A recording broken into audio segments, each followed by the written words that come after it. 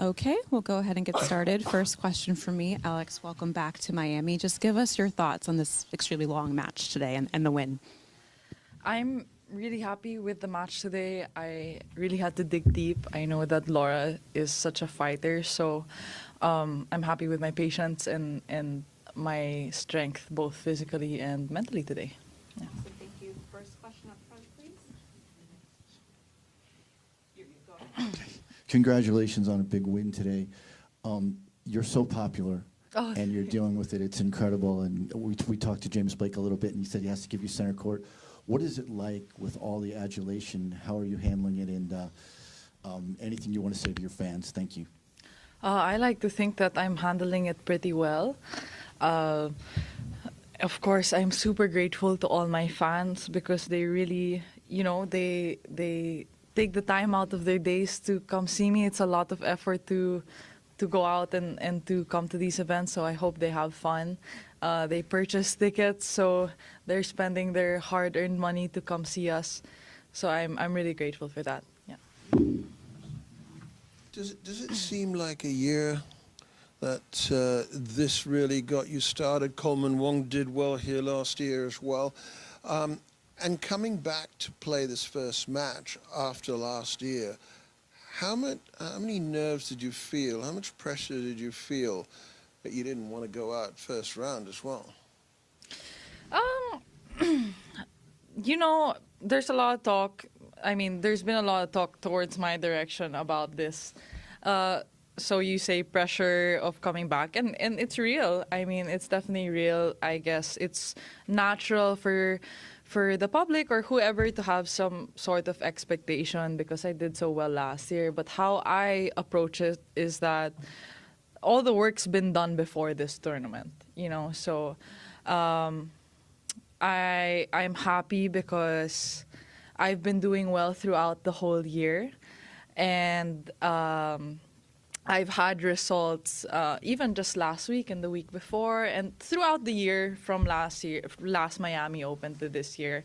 So this isn't a tournament where it's like everything's on the line, And if I don't get the points here with that I have to defend, I'll get them somewhere else.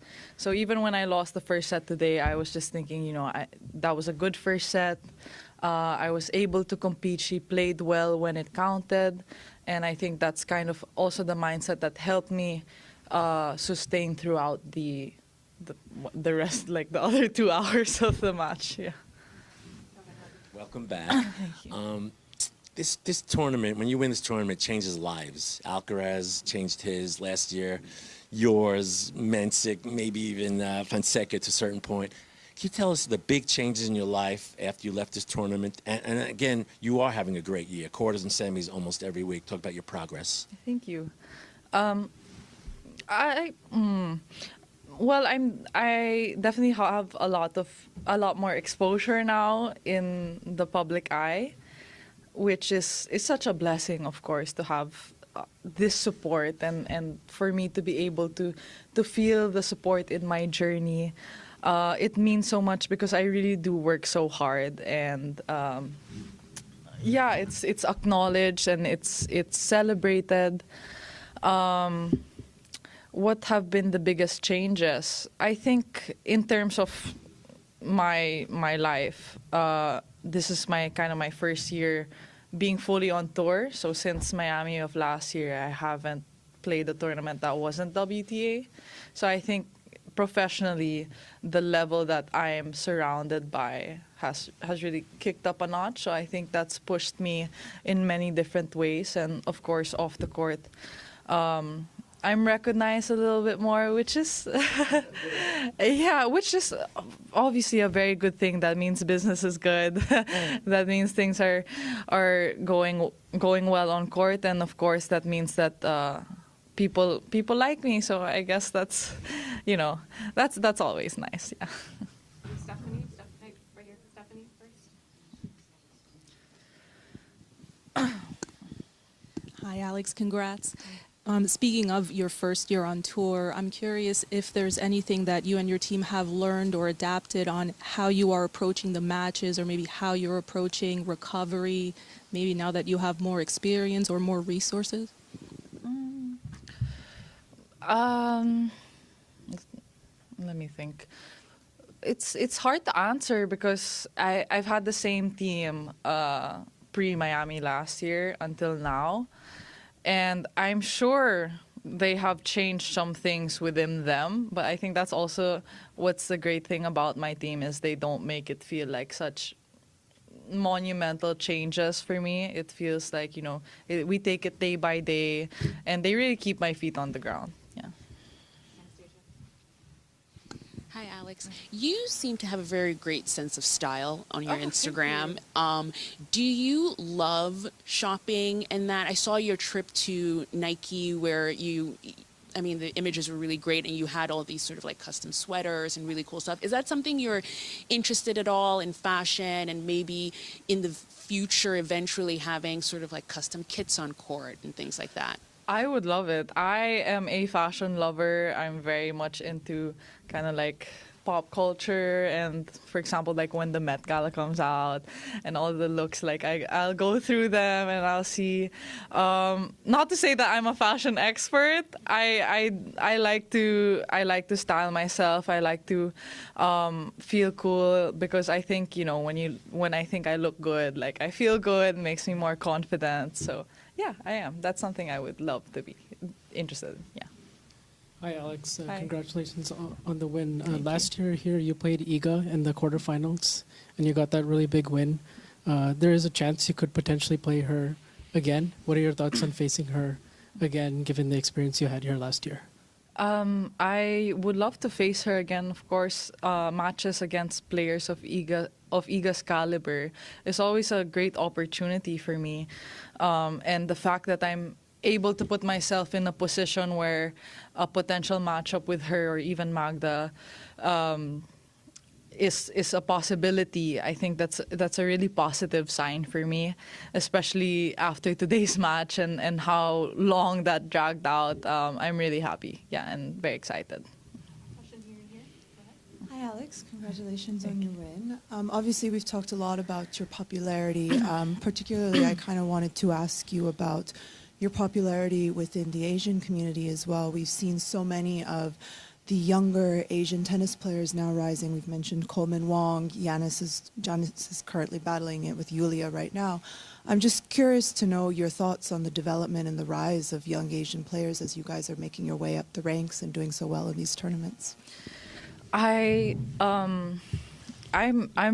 think it's such a good thing for tennis that Asian players are coming up and we're coming out on fire, and I think representation is really important, and I think we're in an era right now where a lot of different kind of demographics are being represented in the tour.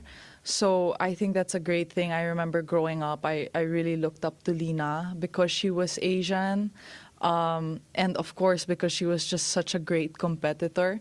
So I think it could be really great for the next generation. Yeah. Hi, congrats. When you look back on your career, of course, the last year, this tournament might be one of the biggest achievement for you. But besides that, is there any like a big wins or particular tournament where you get confident, or it's not necessarily about the match, but maybe it's some like a decision making, like going to Rafa's Academy or something. So, what do you think is the kind of like a turning point of your career? I don't think. Well, of course, Miami Open last year is the obvious turning point in my career. But aside from that, I think it's really gone step by step, and it's been a progression, which I think is very healthy. And it really, I'm happy looking back at it to see the work I've put in, behind the scenes and seeing it come to life on court. And even, even when I lose, it's always part of the process. So I'm happy knowing that after those certain like difficult moments, I was able to bounce back. Yeah. Hi, Alex. Congrats. Putting this in perspective, you've always said to us that you're so happy that tennis is booming in the Philippines. Courts are hard to get.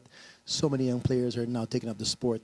But to push it up to the next level, to see someone else like you, we know your path was through the Nadal Academy at age 12. In other sports, it's also been the same. I've been around Philippine sports for 20 years, and it's always that if you want to make that international level, you have to train abroad. We had the Philippine Open. It's booming, you know, but what is your take on when you see the technology back home of coaching, development of players versus what you've experienced in Spain? What are your thoughts on that, and how would like a college star or a high school star make that next leap? Is it necessary to go abroad?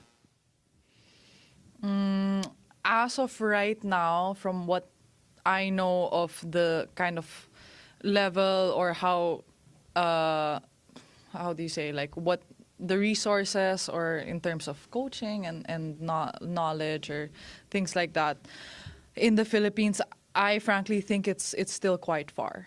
I think we still have a gap to close. I think there's still a lot to learn for us, but I do believe we are in the right direction. Yeah. What has surprised you the most? I mean, for me, to see so many Filipino and Filipina fans, and the situation in Melbourne during the Australian Open with that queue waiting to get in for your matches. But when you look through the last 12 months, is there one thing that has really surprised you with your rise and attention? In terms of the crowd, you say? In terms of anything, really. But, I mean, obviously the crowds and the attention you receive, I would think, is a huge factor, especially what happened in Melbourne. Yes, Melbourne is one of the instances where that really stuck out to me. I didn't realize the size of the crowd until after my match, when I had seen some videos, some clips online. And it really came as a surprise to me, but I'm so happy and so privileged that I'm able to bring that sense of community out in the people. I think, I guess that would have to be the biggest surprise and something relatively unexpected. Yes. Okay, we'll leave it there. Thank you guys. All right, thank you.